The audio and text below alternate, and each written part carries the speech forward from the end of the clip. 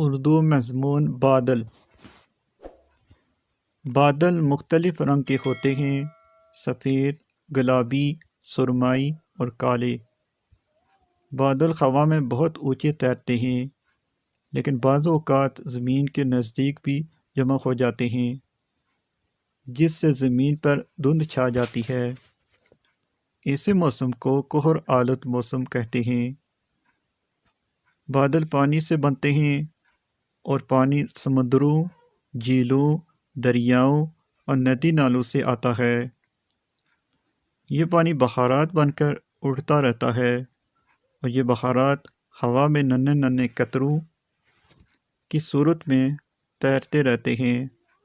یہی ننھے ننھے قطرے مل کر بادل بن جاتے ہیں۔ پھر یہی بادل بارش، برف یا اولوں کی صورت میں زمین پر برستے رہتے ہیں۔ یہ پانی اس کے بعد نالوں کے ذریعے دریاؤں میں جاتا ہے اور دریا سمندر میں گرتے ہیں۔ پانی کا یہ چکر اسی طرح جاری رہتا ہے، پہلے زمین سے بادلوں کی صورت میں اوپر اٹھتا ہے اور پھر زمین پر آ گرتا ہے۔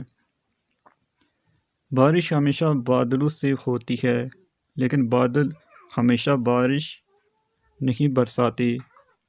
بادلوں میں پانی کے ننھے ننھے قطروں کے ساتھ گرد و غبار کے ذرے بھی چمٹ جاتے ہیں۔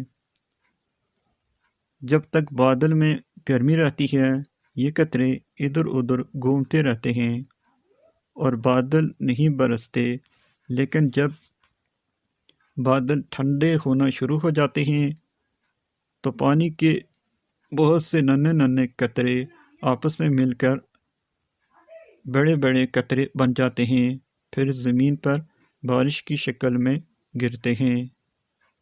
مزید ویڈیوز کے لیے آپ ہمارے چینل کو سبسکرائب کریں۔ شکریہ۔